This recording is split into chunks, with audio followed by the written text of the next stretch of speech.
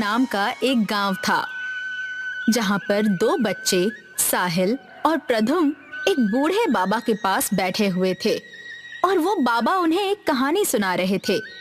मुरलीधर गांव से जुड़े महासागर में एक छुपा हुआ गांव है जो बिल्कुल महासागर के बीचों बीच है। वहां के गांव में हमारे तुम्हारे जैसे ही लोग रहते हैं और वहां के घर मछलियों से बने होते हैं। क्या सच में वहां के घर मछलियों से बने होते हैं? हाँ, वहां के घर मछलियों से बने होते हैं और वहां भी इस गांव की तरह प्रधान और जमींदार होते हैं। सब कुछ है वहां पर। मुझे इस बात पर विश्वास नहीं हो रहा है बाबा। महासागर के बीचों बीच कोई गांव हो सकता है? मैं कैसे मानूं? ये बात एकदम सच है। चाहो तो जाकर देख लो। हम वहां जा सकते हैं?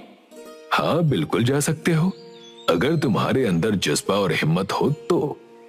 जब मैं बड़ा हो जाऊंगा तो जरूर उस मछली गांव में जाऊंगा। तुम जाना चाहते हो तो चले जाना, मैं तो नहीं जाऊंगा। ये तो समय बताएगा, क्योंकि जब मैं जाऊंगा तो तुम्हें भी आना ही होगा।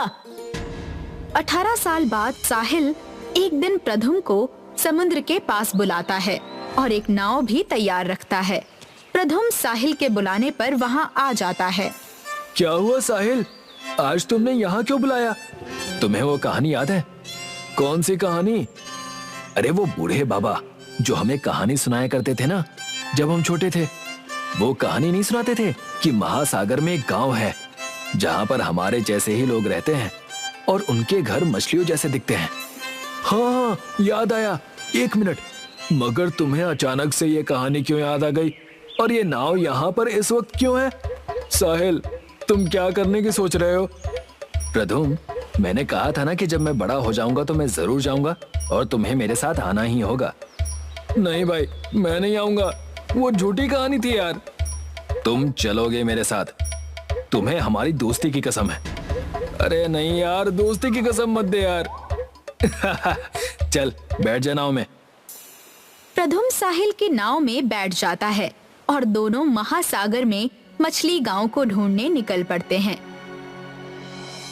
वे महासागर में बहुत अंदर तक चले जाते हैं, इतने अंदर कि दूर दूर तक कोई किनारा उन्हें दिखाई नहीं देता। इससे डरकर प्रधुम कहता है, साहिल, हम कुछ ज्यादा ही अंदर नहीं आ गए? अब तो कहीं भी किनारा दिखाई नहीं दे रहा है। चलो वापस चलते हैं। नहीं नहीं, नहीं का क्या मतलब है? हम वापस नहीं जा सकते क्योंकि मैं रास्ता भूल चुका हूं। क्या?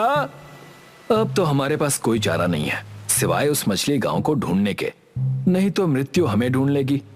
तुम इतना मुस्कुरा क्यों रहे हो? तुम्हें डर नहीं लग रहा क्या? बिल्कुल नहीं, क्योंकि मैंने खुद को और तुम्हें ऐसी स्थिति में डाल दिया है कि अगर हम अपनी मंजिल तक नहीं पहुंचे तो हम मारे जाएंगे। ऐसी स्थिति में ही लोग अपनी राह में सफलता पाते हैं। हे प्रभु, क्या सोचकर आपने मुझे इसके जैसा सन की दोस्त दिया? साहिल और प्रधुम अब बस चप्पू चलाते चलाते महासागर के और अंदर चले जाते हैं। अचानक साहिल को कुछ दिखाई देता है। प्रधुम, प्रधुम, क्या तुम्हें दिख रहा है जो मुझे दिख रहा है? वो देखो, एक जगह है जहां बड़ी बड़ी मछलियां हैं। क्या ये वही गांव तो नहीं जो बूढ़े बाबा हमें बताया करते थे? हाँ, ये वही गांव है, ये वही मछली गांव है।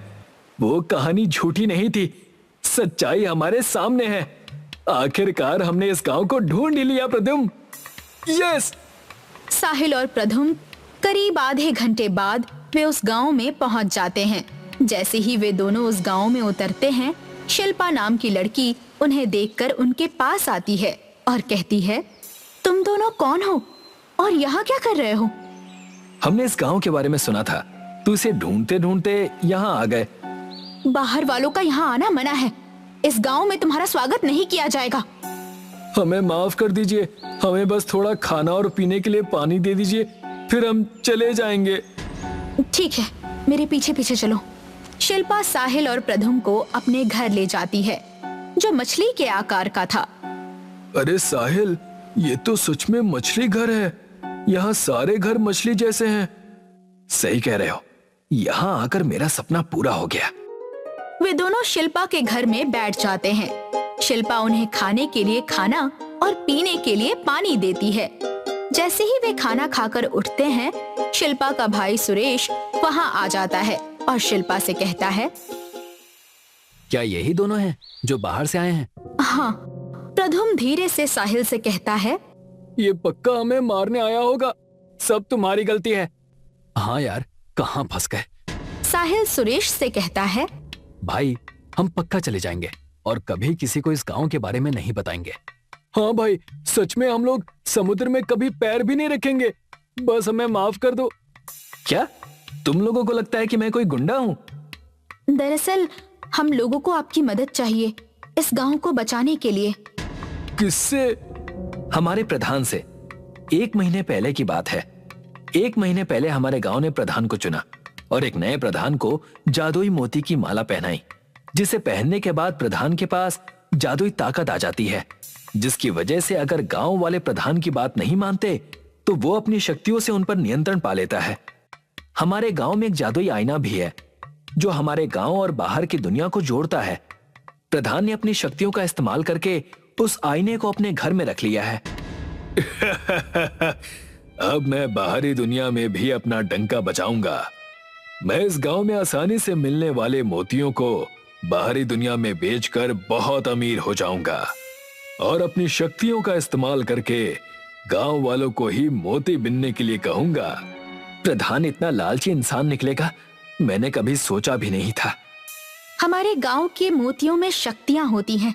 अगर उनके साथ कोई छेड़छाड़ करे तो उसकी समस्याएं हमारे गांव को भी झेलनी पड़ती हैं। तो आप चाहते क्या हैं? इसमें हम आपकी कैसे मदद कर सकते हैं? क्योंकि आप इस गांव के नहीं हैं, तो प्रधान की शक्तियों का असर आप पर नहीं होगा। ओह, समझ गया, बिल्कुल समझ गया। आप चाहते हैं कि हम उस प्रधान से वो आईना जो बाहरी दुनिया को इस मछली गांव से जोड़ता है, उसे उसके घर से चुरा ले, यही ना? वो वापस से अपनी मोतियों की शक्ति का इस्तेमाल करके वो आईना ले लेगा। हमें उस मोती की माला को उसके गले से चुराना होगा। जी बिल्कुल, हमने तो उसे अच्छा समझा था, मगर वो लालची निकला। कोई बात नहीं, आप सब हम पर छोड़ दीजिए। सुरेश और शिल्पा दोनों प्रधान के घर के बाहर पहुंचते हैं और प्रधान को आवाज लगाने लगते हैं। प्रधान जी, प्रधान जी। प्रधान जब वो ये आवाज सुनता है तो कहता है, कौन है जो इतनी सुबह सुबह आवाज लगा रहा है? जाकर देखता हूँ। प्रधान घर के बाहर आता है। ओह, तो तुम दोनों भाई बहन हो। क्या हुआ, इतनी सुबह सुबह मेरे घर के बाहर आकर क्यों चिल्ला रहे हो? प्रधान जी, गांव के अनमोल मोतियों को बाहरी दुनिया के साथ मत बांटिए, ये हमारे गांव के लिए अच्छा नहीं है। हाँ, हमारा गांव इन्हीं अनमोल मोतियों की वजह से बाहरी दुनिया से छिपा हुआ है। निकल जाओ यहाँ से, नहीं तो ऐसा मजा चखाऊंगा कि तुम लोगों के होश उड़ जाएंगे। पता है ना, मेरे पास जादुई मोती की माला है। प्रधान जी, ये गलत है। साहिल और प्रधुम चुपके से प्रधान के घर में घुस जाते हैं। सुरेश और शिल्पा वहाँ सिर्फ प्रधान का ध्यान खींचने के लिए आए थे। प्रधान दूसरी ओर अपना हाथ आगे करता है और सुरेश और शिल्पा से कहता है, तुम दोनों अभी के अभी मूर्ति की तरह खड़े हो जाओ।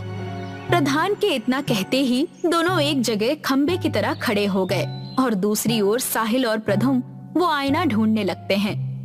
अरे, प्रधान ने यहाँ आईना कहाँ रखा होगा? पता नहीं, मगर जल्दी ढूंढो, नहीं तो ये हमें भी खंबा ना बना दे। इसका जादू शायद हम पर काम नहीं करेगा, और अगर कर गया तो, और नहीं किया तो? साहिल और प्रधुम प्रधान के घर में झगड़ने लगते हैं। इतने में ही प्रधान उनकी आवाज सुनकर अंदर आ जाता है। कौन है अंदर? सामने आओ, नहीं तो खंबा बना दूंगा। साहिल प्रधान के कमरे में भाग जाता है। जब प्रधान अंदर आकर साहिल को देखता है तो वो कहता है, तुम कौन हो? पक्का तुम मेरा जादुई आईना चुराने आए थे। नहीं नहीं, बिल्कुल नहीं, मैं और मेरा दोस्त तो। तुम्हारा दोस्त? तुम तो अकेले खड़े हो। हाँ? प्रधुम जब इधर उधर देखता है तो उसे साहिल कहीं नजर नहीं आता। धोखेबाज, मुझे अकेला छोड़कर भाग गया, इसे तो मैं छोड़ूंगा नहीं। तैयार हो जाओ खंबा बनने के लिए। प्रधुम अपनी आंखें बंद कर लेता है और प्रधान प्रधुम से कहता है, मेरी शक्तियां, दिखाओ अपना चमत्कार और बना दो इसे खंबा। मगर प्रधुम पर उसकी शक्तियों का कुछ असर नहीं होता और पीछे से साहिल चुपके से आकर प्रधान के गले से उसके मोतियों की माला खींचकर उसके गले से निकाल देता है। जैसे ही माला उसके गले से उतरती है, सुरेश और शिल्पा ठीक हो जाते हैं और अंदर आ जाते हैं। सुरेश जल्दी से उस माला को अपने गले में पहन लेता है।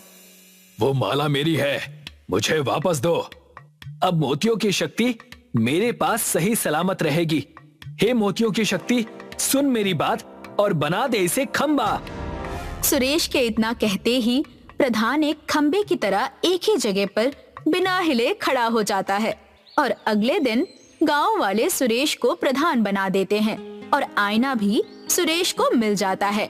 सुरेश और बाकी सब उसी जगह मिलते हैं जहां पर साहिल और प्रधुम अपने नाव लेकर आए थे। तुम दोनों का बहुत बहुत धन्यवाद साहिल और प्रधुम। ये तो मेरा फर्ज था सुरेश, और मेरा भी। आप लोग इस आईने के अंदर जाएंगे तो सीधे अपने गांव में पहुंच जाएंगे। साहिल और प्रधुम दोनों उस आईने में चले जाते हैं और सीधे अपने गांव में पहुंच जाते हैं और सबको ये कहानी सुनाने लगते हैं। तालाबपुर गांव में बल्लू और बलराम नाम के दो युवक रहा करते थे। वो दोनों कोई काम धंधा नहीं करते थे, बल्कि वो गांव में चोरियां किया करते थे। उनकी हरकतों की वजह से सारा गांव परेशान था। वो सुबह से लेकर शाम तक कल्लू चाय वाले की दुकान पर बैठा करते और किसी न किसी के घर पर चोरी करने की योजना बनाते। बलराम और बल्लू कल्लू की दुकान पर बैठे हुए चाय पी रहे थे। क्यों भाई, ऐसी क्या आफत आ गई? अच्छा खासा तो गांव है हमारा। तू समझ नहीं रहा बल्लू, गांव के सभी लोग जान चुके हैं कि हम दोनों चोर हैं, इसीलिए कोई हम दोनों को सम्मान नहीं देता। अरे सम्मान का क्या अचार डालेंगे, हमें तो बस पैसे चाहिए। बेवकूफ कहीं के, मैं तुझे कुछ समझाने की कोशिश कर रहा हूँ, लेकिन तेरी खोपड़ी में मेरी बात फिट ही नहीं बैठ रही। बल्लू, गांव के सभी वासी अब हमसे बहुत चौकन्ने हो गए हैं। पिछले एक हफ्ते से हम जिस किसी के भी घर में चोरी करने के लिए घुसते हैं, उस घर का कोई ना कोई सदस्य हमारा स्वागत करने के लिए पहले से ही बैठा होता है। बात तो तुम्हारी बिल्कुल सही है बलराम, लेकिन हम जाएंगे कहाँ? हम दोनों के पास जो कुछ बचे कुचे पैसे थे वो तो समाप्त हो गए। तभी वहाँ पर गांव का मुखिया आकर कल्लू से बोला, अरे कल्लू भाई, कल मेरी बिटिया की शादी है, मैं तुम्हें न्योता देने आया हूँ। आखिरकार तुम हमें कई सालों से अपने हाथ की बनी हुई चाय पिला रहे हो। मुखिया को देखकर बल्लू खुश होते हुए बोला, ये क्या मुखिया जी, सिर्फ कल्लू भाई को निमंत्रण देंगे, हमें और बलराम को निमंत्रण नहीं देंगे? तुम दोनों तो मेरे घर के आसपास भी मत भटकना। भला ये क्या बात हुई मुखिया जी, हम भी इसी गांव के वासी हैं। तुम दोनों इस गांव के वासी होने के नाम पर कलंक हो। याद रखना, मैंने सिर्फ तुम दोनों की सेवा के लिए ही घर के बाहर लठैत बैठा रखे हैं। अगर तुम दोनों मेरे घर के आसपास भी दिखाई दिए तो मैं तुम्हारी हड्डियां तुड़वा दूंगा। इतना कहकर मुखिया क्रोधित होकर वहाँ से चला गया। ये मुखिया पता नहीं अपने आप को क्या समझने लगा है। सही बोल रहे हो बलराम, ये तो कल्लू भाई के सामने हमारा अपमान करके चला गया। माना कि हम दोनों चोर हैं, मगर हमारा भी कोई सम्मान है। चोर होने के साथ साथ हम इस गांव के वासी भी हैं। अगर ये मुखिया हमें निमंत्रण दे देता तो भला इसका क्या बिगड़ जाता? कोई बात नहीं बलराम, आज रात हम दोनों इस मुखिया के घर पर ही चोरी करेंगे और इसके उन लठेतों को भी देख लेंगे जो इसने हमारी सेवा के लिए बैठा रखे हैं। रात के वक्त बल्लू और बलराम मुखिया के घर के पास पहुंचकर चौकन्नी नजरों से इधर उधर देखने लगे। मुखिया ने अपने घर के बाहर कुछ आदमी बैठा रखे थे जिनके पास लाठियां मौजूद थीं, मगर बल्लू और बलराम छत पर चढ़ने में माहिर थे। कुछ ही पलों में वो दोनों मुखिया के घर की छत पर चढ़ गए।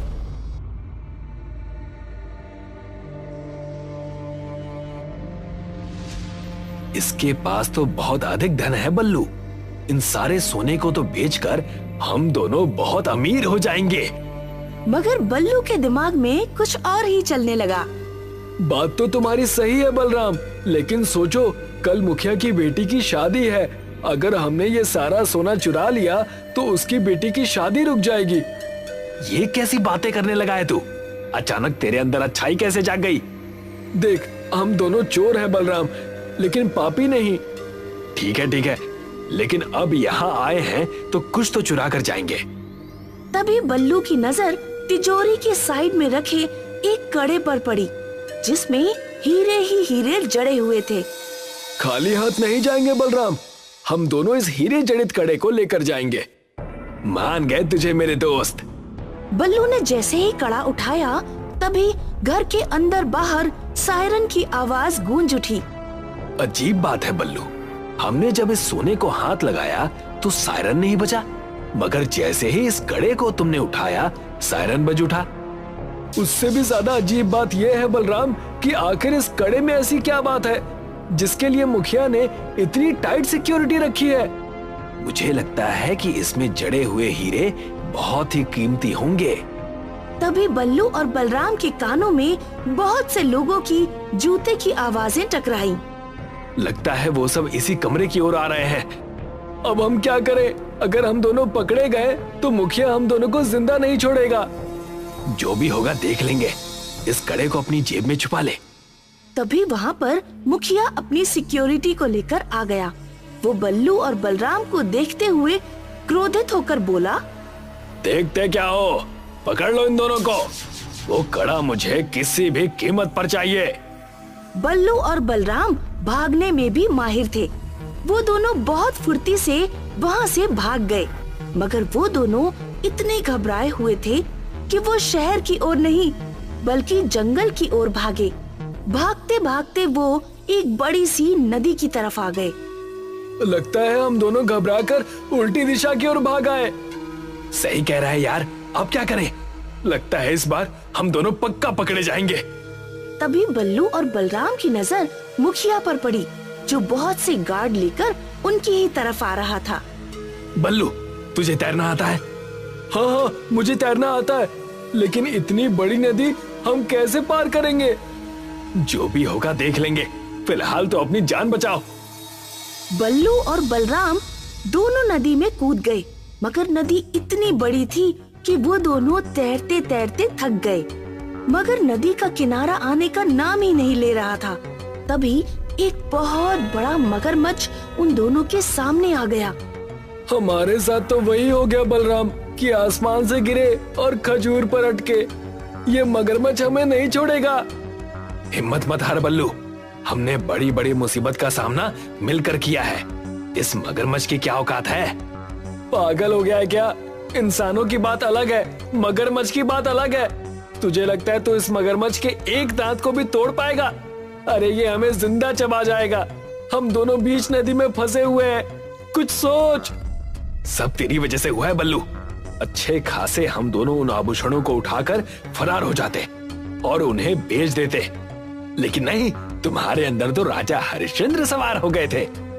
अचानक तुम्हारे मन में गांव के प्रति और मुखिया की बेटी के प्रति इतना प्रेम बढ़ गया कि तुम्हें उनकी चिंता होने लगी। अब भुगतो। मुझे क्या पता था कि उस कड़े को उठाना हमारे लिए इतनी बड़ी मुसीबत का कारण बन जाएगा। तभी उस मगरमच्छ ने बलराम के ऊपर हमला बोल दिया। बलराम मगरमच्छ से बचने के लिए पानी के अंदर तेजी से तैरने लगा, लेकिन मगरमच्छ का एक पंजा बलराम के माथे पर लग चुका था। बलराम बेहोश होकर पानी की गहराइयों में चला गया। इधर बल्लू बलराम को पानी में तलाश कर रहा था कि तभी उसे मगरमच्छों का पूरा झुंड दिखाई दिया।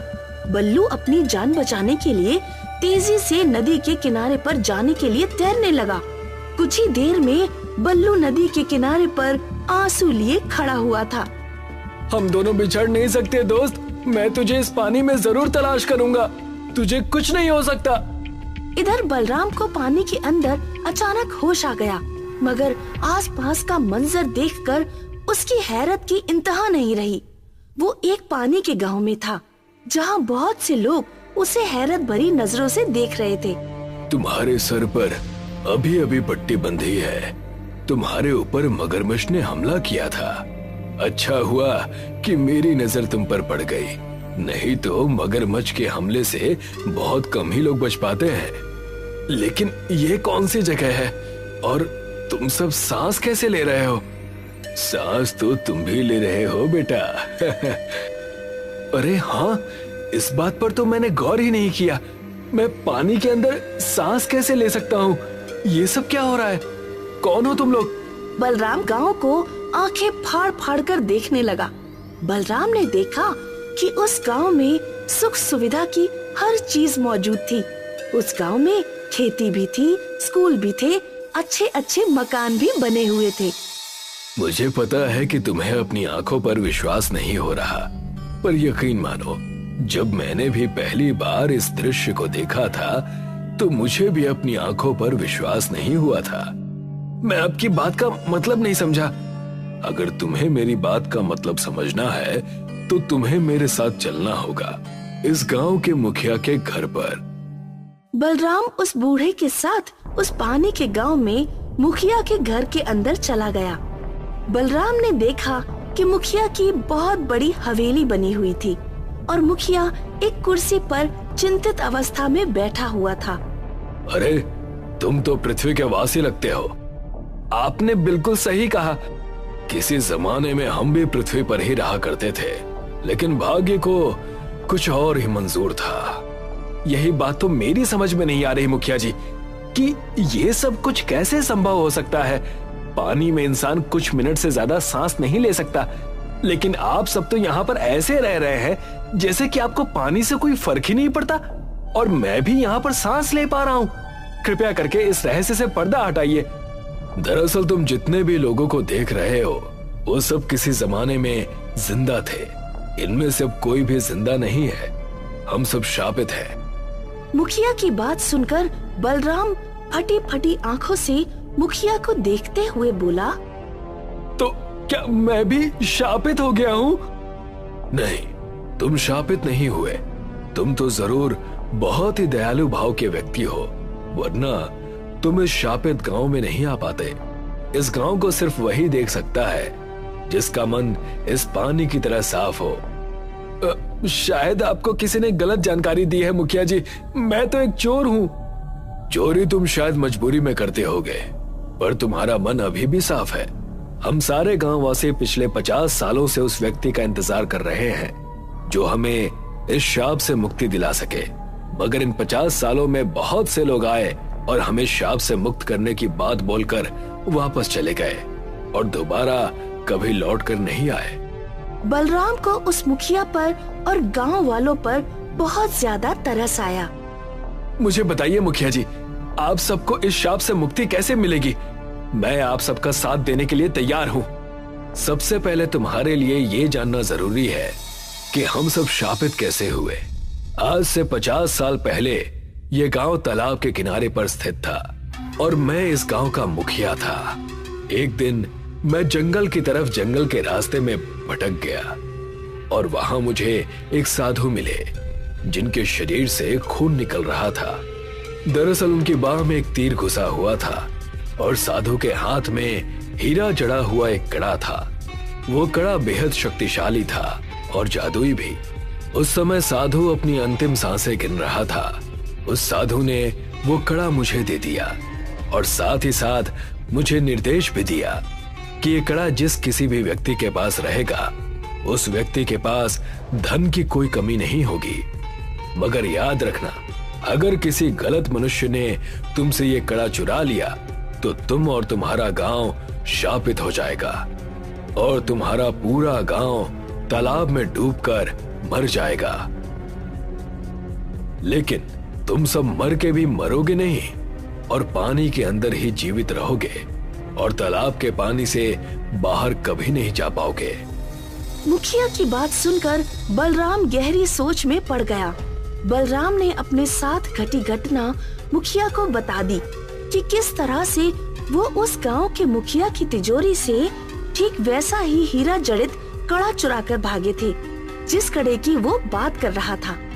मैं जानता हूँ, दरअसल तुम्हारे गांव के मुखिया के पूर्वज डकैती किया करते थे। वो लोगों को जान से मारकर उनका धन छीन लिया करते थे। और एक दिन इस मुखिया का दादा मेरे घर में घुस आया और उस कड़े को चुरा कर ले गया। अगले ही दिन हमारा पूरा गांव तालाब में डूब गया और तब से हम लोग ऐसे ही इसी तालाब के अंदर रहते हैं। वो कड़ा मेरे दोस्त बल्लू के पास है। बताइए, मुझे उस कड़े का क्या करना होगा? कुछ नहीं, तुम्हें सिर्फ उस कड़े को अपने गांव के मुखिया के सामने तोड़ना है और कड़ा तोड़ते ही हम सब शाप से मुक्त हो जाएंगे। लेकिन मेरा दोस्त बल्लू पता नहीं कहाँ होगा। तालाब का मुखिया रहस्यमयी तरह से मुस्कुराता हुआ बोला, तुम्हारा दोस्त तालाब के उस पार किनारे पर बैठा हुआ रो रहा है। हम गांववासी तुम्हें उस तालाब के किनारे पहुंचा देंगे। तालाब के मुखिया ने बलराम को दूसरे छोर के किनारे पर पहुंचा दिया। बलराम ने देखा, आंखों में आंसू लिए हुए तालाब को ही देख रहा था। बलराम को देखकर बल्लू प्रसन्न हो गया। बलराम ने एक ही सांस में सारी घटना बल्लू को बता दी। हमें उनकी मदद करनी चाहिए। सही कहा बल्लू, चलो मुखिया के पास चलते हैं। इधर मुखिया अपने आदमियों के साथ क्रोधित अवस्था में बैठा हुआ था कि तभी बल्लू और बलराम उसके सामने आ गए। तुम दोनों ने मेरी नाक में दम कर रखा है। सीधी तरह से वो कड़ा मेरे हवाले कर दो, नहीं तो अंजाम अच्छा नहीं होगा। हम सब कुछ जान गए मुखिया, तुम्हारे धनवान होने का राज भी और तुम्हारे पूर्वज डाकू थे इस बारे में भी। पकड़ लो इन दोनों नमूनों को और मार मार कर हालत खराब कर दो। तभी बल्लू ने अपनी जेब से वो कड़ा निकालकर जमीन पर बुरी तरह से पटक दिया। कड़ा चकनाचूर हो गया और उसमें जड़ित हीरे गिर पड़े और कुछ ही देर में उस तालाब के सारे वासियों की आत्माएं निकलकर बाहर आ गईं। वो सभी गांववासी शाप से मुक्त हो गए और मुखिया नजरें नीची करके चला गया।